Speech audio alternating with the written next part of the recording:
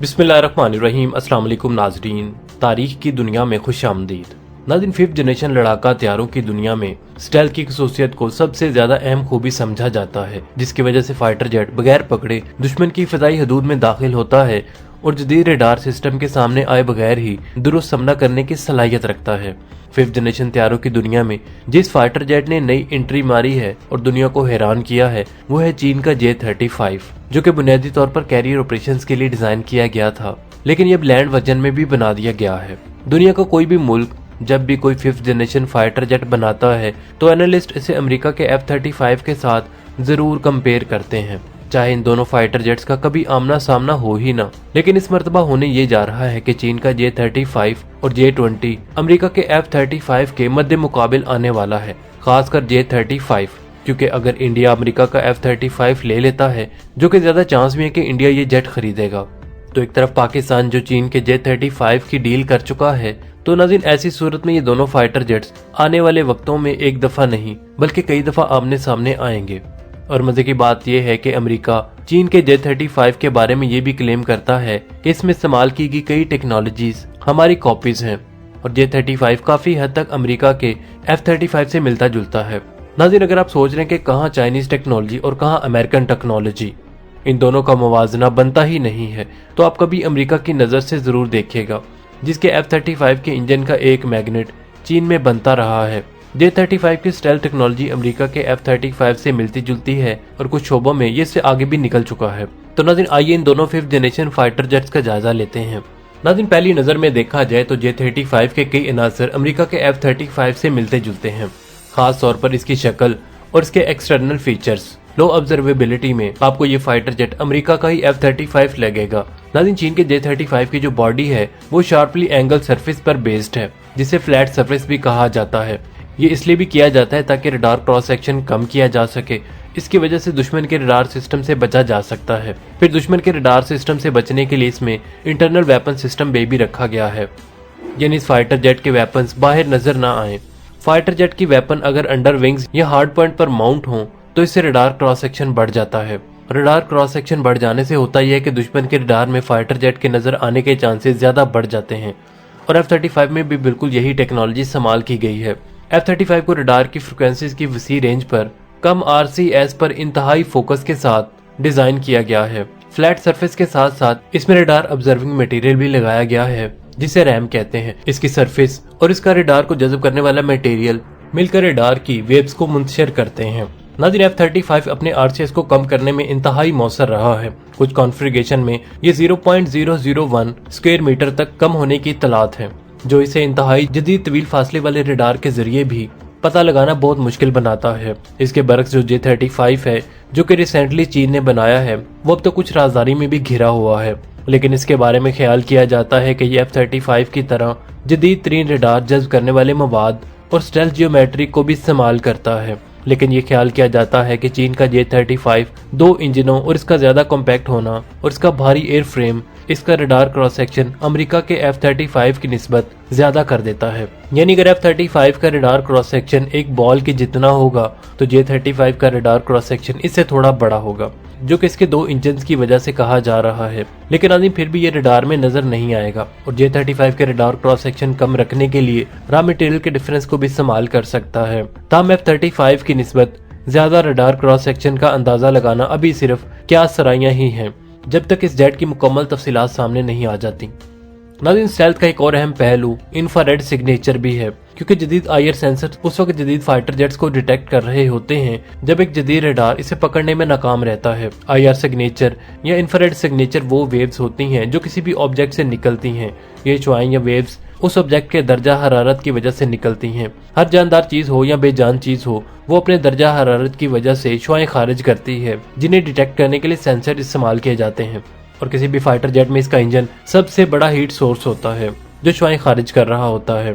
नाज़रीन, 5th generation fighter jet की खूबी ये होती है कि वो इतने बड़े हीट सोर्स को इस तरह डिजाइन करे कि दुश्मन के आईआर सेंसर्स भी इसे पकड़ने में नाकाम रहे। अमेरिकी F-35 एक डाइवर्टलेस सुपरसोनिक इनलेट और टेल रेट एग्जॉस्ट नोजल इस्तेमाल कर रहा है, जिसकी वजह से इंजन एग्जॉस्ट डिस्पर्स हो जाती है और हीट सिग्नेचर रिड्यूस हो जाती है, जिसकी वजह से आईआर सिग्नेचर भी काफी हद तक कम हो जाता है। नाज़रीन, दूसरी तरफ J-35 में 2 इंजन हैं, जो कि ऑफ कोर्स सिंगल इंजन की निस्बत ज्यादा इंफ्रारेड सिग्नेचर प्रोड्यूस करता है। इसके लिए चीन 2 डाइवर्टलेस सुपरसोनिक इनलेट इस्तेमाल कर रहा है और ये भी कहा जा रहा है कि चीन इसकी हीट सिग्नेचर रिड्यूस करने के लिए वो टेक्निक भी इस्तेमाल कर रहा है जो कि रूस के Su-57 में और अमेरिका के F-22 रैक्टर में इस्तेमाल हो रही है। चीन ने J-35 के 2 मेन वेरिएंट बनाए हैं, एक नेवल वेरिएंट और दूसरा लैंड वेरिएंट। जो नेवल वेरिएंट है वो कैरियर बेस्ड ऑपरेशंस के लिए है। J-35 का जो नेवल वेरिएंट है वो इसकी स्टेल्थ खसूसियात को मुतासर करता है, क्योंकि इसको काफी चैलेंजेस का सामना करना पड़ता है, जैसे कि इंतहाई मुतनाज़ा इलाकों में कैरियर बेस्ड फाइटर जेट्स को फौरी टेक ऑफ और लैंडिंग की जरूरत पड़ती है, जिसके लिए ये लो एल्टीट्यूड पर परवाज करते हैं और इसी एल्टीट्यूड पर इन्हें लैंड बेस्ड रडार सिस्टम का सामना करना पड़ता है।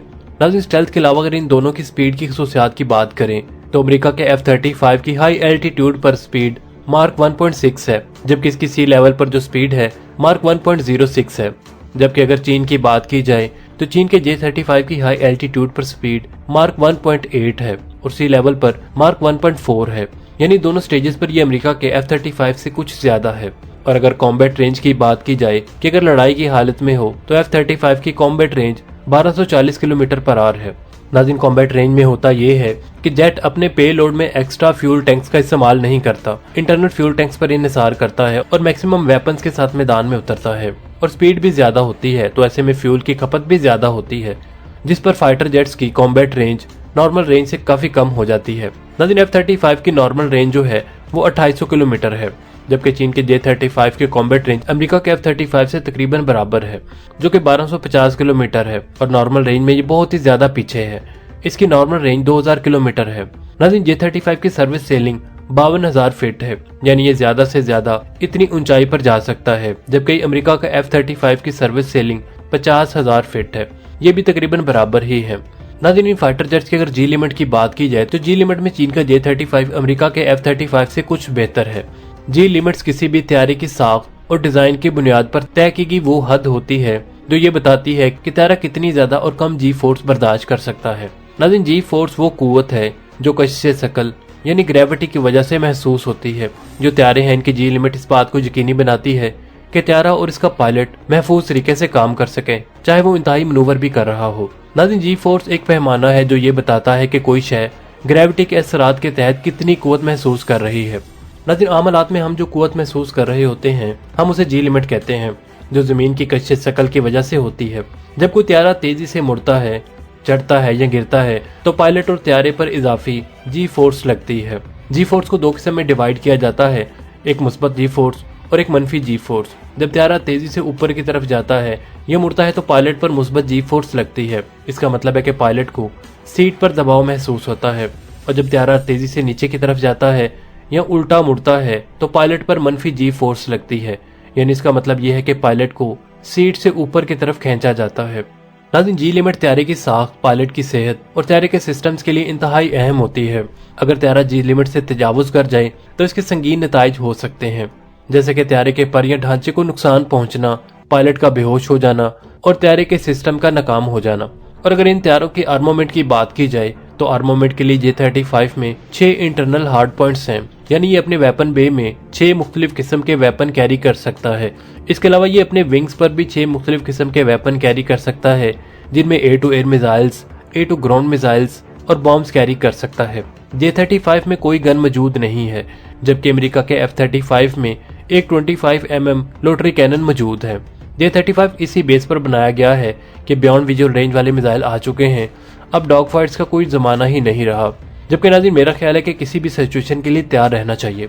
इस जेट में गन होनी चाहिए थी। ताहम अगर अमेरिका के F-35 के हार्ड पॉइंट्स की बात की जाए तो इसके वेपन बे में 4 हार्ड पॉइंट्स हैं, यानी अपने वेपन बे में चीन के J-35 की निस्बत कम वेपन कैरी कर सकते हैं। जहां अमेरिका को गन का शर्फ हासिल है तो वहीं पर अमेरिका के F-35 में 2 हार्ड पॉइंट्स की कमी है। नाज़रीन, चीन ने भी गन की जगह अपने लॉन्ग रेंज मिसाइल PL-15 को जगह दी हुई है। अमेरिका का F-35 अपने विंग्स पर 6 वेपन कैरी कर सकता है, नाज़रीन, चीन के F-35 को अमेरिका के F-35 पर इस वक्त एक और बड़ा एज हासिल है, जो कि air to air long range या बियॉन्ड विजुअल रेंज मिसाइल्स हैं। चीन के J-35 में जो long range air to air missile इस्तेमाल हो रहा है वो PL-15 है, जिसकी रेंज 200 से 300 किलोमीटर तक है और स्पीड मार्क 5+ है। जबकि अमेरिका के F-35 में जो लॉन्ग रेंज मिसाइल इस्तेमाल हो रहा है, इसकी ज्यादा से ज्यादा रेंज 180 किलोमीटर पर आर है, जो कि AIM-120 है। ताहम नाज़रीन, अमेरिका ने एक लॉन्ग रेंज मिसाइल बनाया है जो कि AIM-260 है, जो कि अब अमेरिका इसमें इंटीग्रेट भी कर रहा है, जिसकी रेंज भी 200 किलोमीटर से ज्यादा नहीं है, लेकिन स्पीड मार्क 5 तक है। तो नाज़रीन, ये दोनों फाइटर जेट्स एक दूसरे के मुकाबले के फाइटर जेट्स हैं और जैसा कि आलमी ताकतें हमेशा से करती आई हैं, खुद कभी भी डायरेक्ट आपस में जंग नहीं लड़ेंगी, लेकिन अपने प्यादों के जरिए जरूर लड़ते हैं। जैसा कि रूस और अमेरिका की दुश्मनी को सभी जानते हैं, ये दोनों मुल्क कभी भी आमने सामने नहीं आए, हत्ता कि इनके बॉर्डर भी शेयर होते हैं, लेकिन डायरेक्ट कभी भी इन्होंने आपस में जंग लड़ने की गलती नहीं की और ना ही ये करेंगे। ये बड़े सियाने हैं, अपने हथियार टेस्ट करने के लिए ये हमेशा दूसरों की सरजमीन ही चुनेंगे, जैसा कि सोवियत अफगान वार थी, जैसा कि वियतनाम वार थी और अब जैसा कि यूक्रेन रशिया वार है। ये जंगें नेटो की कम, अमेरिका और रूस की ज्यादा हैं। तो चूंकि अब अमेरिका के दुश्मनों में चीन का भी इजाफा हो चुका है, तो अब ये दोनों मुल्क अपने अपने प्यादों के जरिए यानी पाकिस्तान और इंडिया को अपने बेहतरीन फाइटर जेट्स देंगे और वो इनसे जंग लड़ेंगे। नाज़रीन, मुझे तो यही लगता है, आपको क्या लगता है हमें कमेंट सेक्शन में जरूर बताइएगा। नाज़रीन, अब तक के लिए सिर्फ इतना ही। उम्मीद है आपको हमारी आज की वीडियो पसंद आई होगी। अगर वीडियो पसंद आई तो उसे लाइक और शेयर करने के साथ साथ कमेंट सेक्शन में अपनी कीमती राय का इजहार करना मत भूलिएगा। मिलता हूँ एक नई और दिलचस्प वीडियो के साथ, तब तक के लिए आमिर सुहेल को इजाजत दीजिए। अल्लाह निगहबान।